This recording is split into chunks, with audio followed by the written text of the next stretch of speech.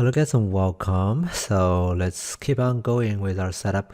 If we want to rotate our geometry, we need to actually start to talk about different coordinate or spaces that a model has to go through to eventually to be rendered. Okay. The first law, the model has to be in its local space, right? So everything is relative to the center of the object, right? The origin of the object. And then after that, like maybe I can show that in Blender, right? So basically for every vertex here, right? Their position based on the origin of the cube. Even I move the cube away, for every vertex, right, their coordinate is still not based, is not going to be based on from the point to the center of the universe, right? It's going to be based on the vertex to the center of the object, which is that yellow dot in there. That's something we call the origin. Okay, and so that our every coordinate is treating that as 0, 0, 0 basically, right? That's the mesh space or local space basically, right? And then after that, you need to then, when the object is moved away, right, there is an offset applied to the object coordinate, right? That's going to be here, right? That's how far the object has moved. Okay, in that case, hey, well, that's that's another offset, something we call the world space coordinate, right? That's where this is actually in world space. Okay, and then after that, you also have to look at it through your camera, right? That's the camera. You hit the 0 button, and can look through the camera. So you also have to offset everything else so that you're showing them correctly through the camera. So basically in 3D camera, the camera you're seeing here is actually not where the camera actually is. In 3D, your camera will always be 0, 0, 0 and not doing any rotation. That's what you're looking through, period. Okay, I don't know why it's looking down though. So it has to be looking at the, I believe the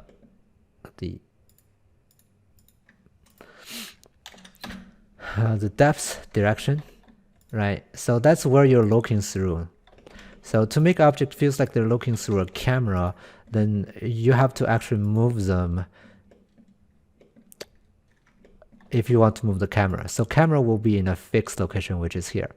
To make something looks like it's in the camera and the camera is in a different location, you're actually offsetting these objects to the offset direction that your camera would be. Okay. So when you're moving your camera, you're not moving the camera, you're actually moving those objects. So there's one more offset basically that's based on the camera location, right? Which is interesting because we would always think like right, for 3D artists, you would always think that, hey, my object is here, my camera is over there.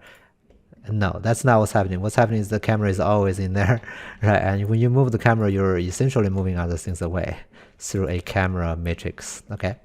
So that's what's going on. We need to define those various matrices, and eventually, right, after that, you have to also project it using a projection matrix, which is basically calculating how things are looking like when you fit into the camera, right? Are they having perspective distortion, things like that? That's another space to calculate. So there are various spaces we need to start to deal with. However, it's very complicated calculation. We need to use multi-dimensional matrices to make it work, and luckily there are libraries for that. So I'm gonna go grab this library called GLM. Okay, so I'm gonna go ahead and open a new browser and search for GLM. Okay, and then go and get that. This is something called OpenGL library, but it's not limited to just doing OpenGL. It's actually just a very comprehensive math library to do, especially 3D calculations. Okay, so let's go ahead and get this one. So all we have to do is just download that. I think we can just download that. I can literally use this as a sub object, sub module if I wanted to use this with source control, but we're not gonna go overboard on that. I'm just gonna get this thing and unzip it. Right. Once you have unzipped that, you can go to the folder, and I believe we just need that. Okay, so we're gonna go copy that. Okay, and then we're gonna go to our OpenGL project, which is here, and then go to vendor, new folder, GLM, and then paste it in there. Okay. I believe it's better to also have an include folder in here and drag that over just to keep everything the same, right? Same for GLM. Okay, right? This is a header only library again, so we don't have to worry about linking any lib files. All we have to do is just go include that in our include search directories or include directories, right? So there's going to be another $sign $solution directory, vendor, and then GLM. Okay, that's gonna actually also include. All right, hit OK, apply and OK. Now let's try that. We're gonna go ahead and include GLM and then glm.hpp. Right, that's gonna include that. Okay, we can also include a few more important GLM libraries. Now, because we have to calculate matrix transformations, we need to have this matrix includes, right? So I'm going to include GLM and then GTC, and then we're going to look for matrix transform.hpp. Okay, this will give us the matrix library. Okay, and also we need to include another GOM and GTC and then type pointer. This one is used for us to get data passed in again as a uniform. It needs a pointer there. Okay. All right, so 3 header files. We can maybe comment that as GLM. Okay. All right, so here, after that, we just need to start defining the basic matrices we need to go through. I think we can do that maybe before the game loop. We can do the GLM matrix 4. I'm going to call this guy cube transform. Will be equals to GLM,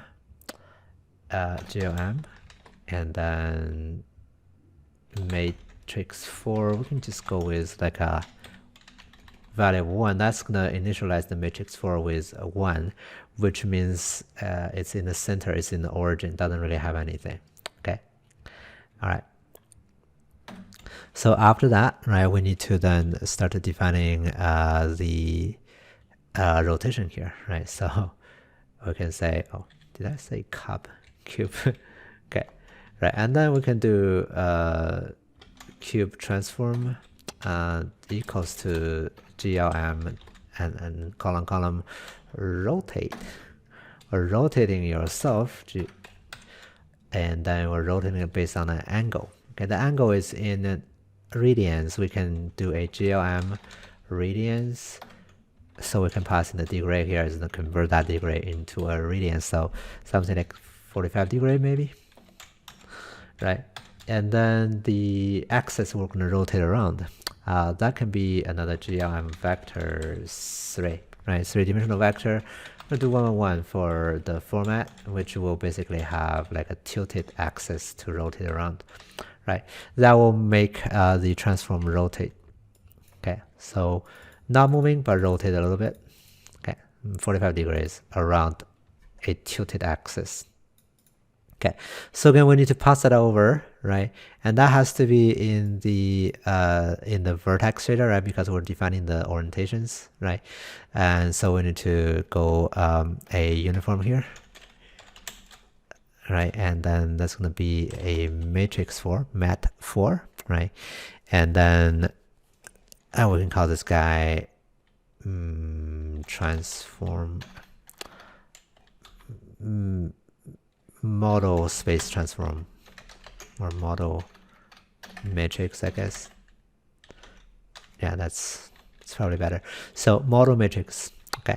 And then when we're doing the positions, right, not only we have the vector 4, we're going to multiply that with the model matrix. So model matrix will be multiplied on top of that. Okay. Right. And then we just need to pass that uniform in. Okay. We can get that, of course, by doing what we did in the texture, very similar. So int model matrix location will be equals to gl get uniform location again. Same thing, program, and then the name of the variable, which is model matrix. Okay. Right. After that, we can then start to do again gl uniform, and that's going to be, I believe, matrix 4 FV. Okay. So here, location again is going to be the model material matrix location. We're going to pass in 1, of course, right? Is this transpose, meaning that the way reverse the column and then the rows? The matrix is basically columns and rows of numbers. This means you want to flip it or rotate it so that the row becomes a column and column becomes a row. We don't want that. So GL false. Guys, different ways to calculate stuff. Again, we don't have to understand how matrix works on the mathematical term, like how do they multiply different numbers and yield another result. That's handled by the calculation of the math library. All we have to do is know what it does. Basically, in this case, matrix is something we can multiply with a location here, right? That's what we're going to apply the transformation we applied to the matrix. In this case, it rotates by 40 degrees around this axis. Okay. And then the data is going to be, we have to pass in GLM a type pointer or data pointer. What's the name for that? Let's check. Type PTR. So it should be called type PTR.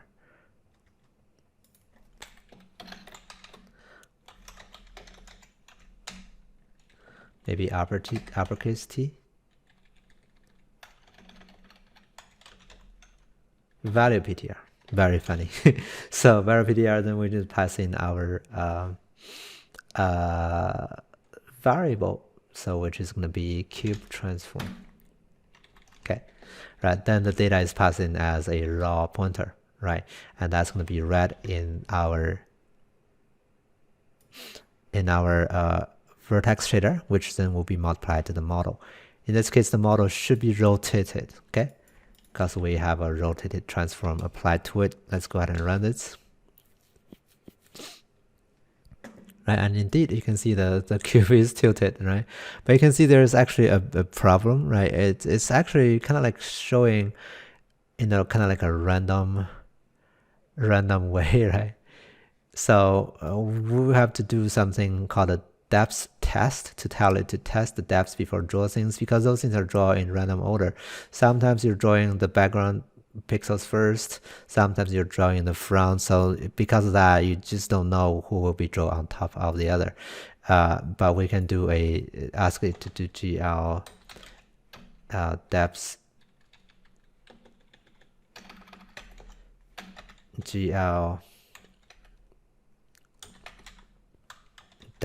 test enable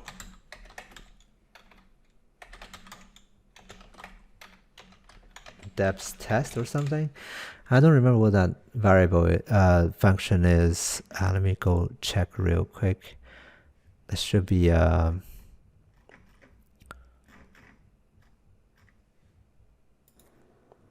it's just GL enable, and then we pass in what we want to enable, right? So GL depth. Okay, so we're enabling to basically check the depths. Actually depth test, right?